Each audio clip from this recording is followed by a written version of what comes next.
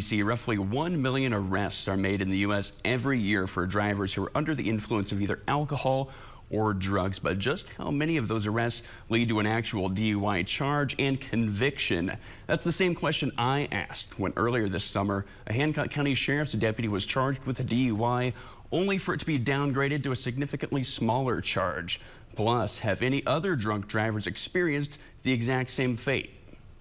If we do amend a charge, there's always a reason behind it. Adams County State's Attorney Gary Farha says prosecutors and judges exercise a certain amount of discretion when it comes to holding someone accountable. There's deals, charges are amended every day in courts. Or letting them slip between the cracks. How's the county is able to even ensure her being in a cop car? That discretion was questioned just over 2 weeks ago inside the Hancock County Courthouse. Hancock County Sheriff's Deputy Willow Queevy was charged with driving under the influence of alcohol and was supposed to be arraigned. But after a lengthy conversation between her lawyer and the Illinois appellate prosecutor, the charge was amended to permitting an unauthorized person to drive. She should be upheld to a standard above the rest, I believe anyway. And some residents are frustrated. According to an Illinois State Police report, the incident happened in the early morning hours of May 12th. The report states that former La Harpe, Illinois Police Chief Franklin Hoyt pulled over on a country road to take a break. He got out and went to the tailgate of his truck, thinking it was in park.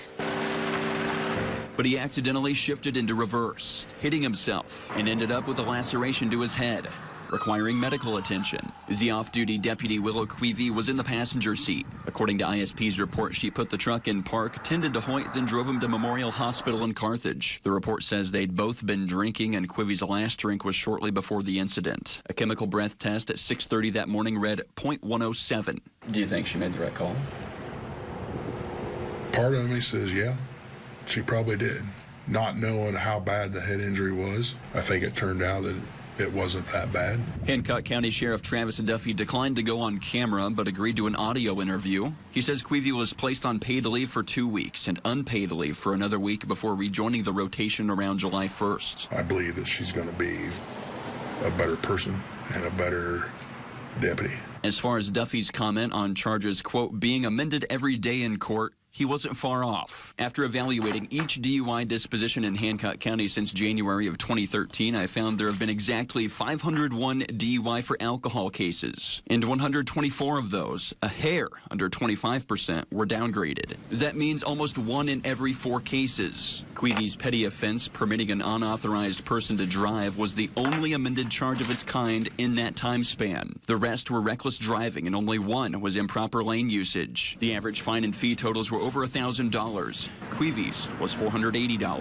Farha compared that petty offense to a parent letting their underage child drive their vehicle. If the police officer pulled that child over for another moving violation or something, they most likely would give the parent a ticket for permitting an unauthorized person to drive. And Farha doesn't believe that charge fits into the case at hand. I was denied comment by the appellate prosecutor after the hearing, and an email inquiry was also left unanswered. An email to Queevy, also unanswered. 800 DUIs total involving alcohol or drugs have happened in Hancock County in the last 11 years.